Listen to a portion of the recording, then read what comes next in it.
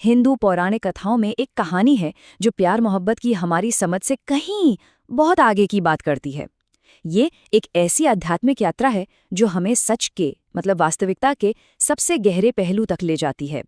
अब सवाल बड़ा सीधा सा लगता है ना, कि आखिर माता पार्वती को शिव से मिलने के लिए 108 जन्म क्यों लेने पड़े।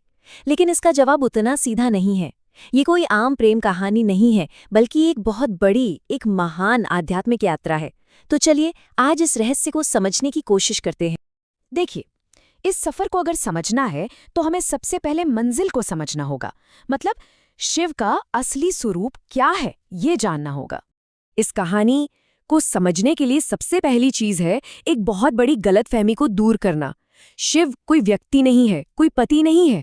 वो तो परम चेतना है, वो चेतना जो निराकार है, अनंत है और समय से भी परे है। तो यहाँ सबसे जरूरी बात यह है कि शिव को पाने का रास्ता कोई पारंपरिक प्रेम का रास्ता नहीं था। ये रास्ता था आत्म परिवर्तन का। पार्वती को एक पत्नी के तौर पर नहीं, बल्कि शक्ति के अपने सबसे शुभ, सबसे कामिल रूप में शिव से जुड़ना था। और ये खुद को पूरी तरह से बदलने की एक प्रक्रिया थी। अच्छा, तो ये तो साफ है कि पार्वती को खुद को बदलना था। पर 108 बार ही क्यों? 50 या 100 क्यों नहीं?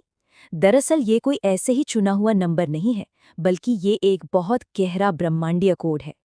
ये संख्या 108 यही वो चाबी है जिससे पार्वती की आध्यात्मिक यात्रा का पैमाना और उसकी संपूर्णता का राज खुलता है। जरा सोचिए, 108 का महत्व कितना गहरा है। ज्योतिष में देखिए, 12 राशियां और 9 ग्रह, इन्हें गुणा करें तो 108 आता है, जो पूरे ब्रह्मांड का प्रतीक है। ज्ञान का सबसे बड़ा स्रोत 108 उपनिषद हैं। हम जो जपमाला इस्तेमाल करते हैं उसमें 108 मन के होते हैं जो साधना को पूरा करते हैं। और तो और हमारे अपने शरीर में भी 108 ऊर्जा नाड़ियां मानी जाती हैं। तो अब बात एकदम साफ हो जाती है ना? 108 का मतलब है पूर्णता, कंप्लीटनेस। इसलिए 108 जन्मों की ये यात्रा आध्यात्मिक और ब्रह्मांडीय रूप से पूर्ण होने की यात्रा थी। जब 108 का मतलब पूर्णता है, तो सवाल यह है कि ये यात्रा पूरी कैसे हुई। दरअसल पार्वती का हर एक जन्म अपने आप में एक साधना थी, जिसका एक बहुत ही खास मकसद था। हर जन्म में एक 3 स्टेप वाला साइकिल होता था। पहला, जन्म लेना। दूसरा, अपने अंदर के किसी एक दोष, किसी एक कमी को छोड़ना। और तीसरा, उस त्याग से अपनी आत्मा को शुद्ध करना। मतलब ये आध्यात्मिक शुद्धि की एक बहुत ही सिस्टमैटिक प्रक्रिया थी। इसे ऐसे समझिए जैसे अपने पहले जन्म में उन्होंने अहंकार का त्याग किया, फिर दूसरे में क्रोध का, तीसरे में मोह का और चौथे जन्म में भय का। और इसी तरह एक एक करके हर जन्म में उन्होंने मानवीय कमियों को खत्म किया। और ये सब कुछ एक बहुत गहरे दर्शन को दिखाता है कि जब तक मैं यानी कि अहंकार का भाव जिंदा है, तब तक उस परम चेतना यानी शिव से मिलना नामुमकिन है। शिव को पाने का मतलब ही है खुद को मिटा देना।